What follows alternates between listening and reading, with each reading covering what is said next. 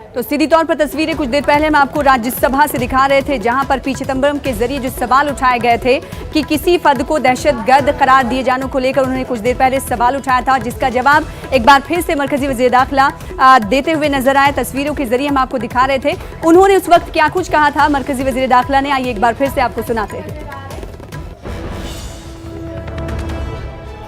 खिलाफ जो मामले एनआईए रजिस्टर्ड करती है वो बिल्कुल जटिल प्रकार के मामले होते हैं। इनके अंदर साक्ष्य मिलने की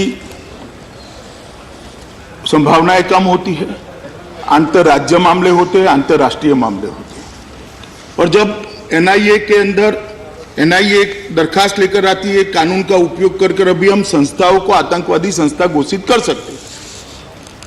ये जब करते हैं तो चिदंबरम जी ने कहा कि भाई संस्था तो व्यक्ति से बनती है, जब संस्था को आप आतंकवादी घोषित करते हो तो व्यक्ति को घोषित करने की जरूरत क्या है। मेरा तर्क भी आतंकवादी व्यक्ति को घोषित करने के लिए यही भी है कि संस्था व्यक्ति से बनती है, इसके संविधान से नहीं बनती। एक संस्था पर प्रतिबंध लगाते हैं, वो दूसरी संस्था खोल लेते हैं। प्रतिबंध लगाने में इसके लिए प्रूफ इकट्ठा करने में और 2 साल चले जाते हैं, तब तक वो आतंकवाद फैलाते रहते, विचारधारा उनकी फैलाते रहते हैं, घटनाएं करते रहते हैं।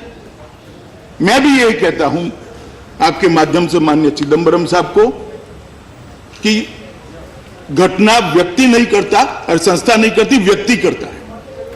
मगर कानून की छिद्रों का उपयोग कर व्यक्तियां नाम बदलते रहते हैं जब संस्थाओं के। और कई उदाहरण है मान्यवर ऐसे। अनेक लोगों ने अपने संस्था बंद, जैसे ही प्रतिबंध लगता है बंद, नई दुकान खोली, उस पर प्रतिबंध लगाओ, तीसरी दुकान खोली।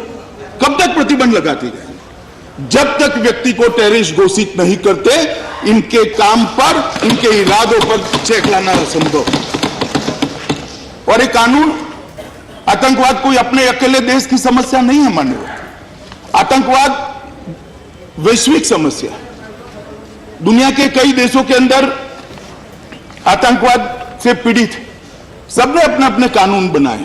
हम तो थोड़ा लेट ही हो गए मान्यवर। मैं बताना चाहता हूं, यूएसए में व्यक्ति को आतंकवादी घोषित करते हैं, पाकिस्तान में करते हैं, चीन में करते हैं, इजराइल में करते हैं, यूरोपियन यूनियन में करते हैं और यूएन सिक्योरिटी काउंसिल के रेजोल्यूशन 1267 और 1333 के तहत यूएन भी घोषित करते हैं।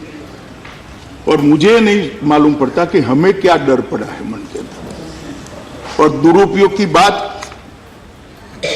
कम से कम कांग्रेस के मित्र न करे तो अच्छा है, क्योंकि दुरुपयोग क्या, उनका जो इतिहास है मैं कहने जाऊंगा तो 7 तारीख तक मेरा भाषण चालू रहेगा, मगर दुरुपयोग का इतिहास खत्म नहीं। तो मरकजी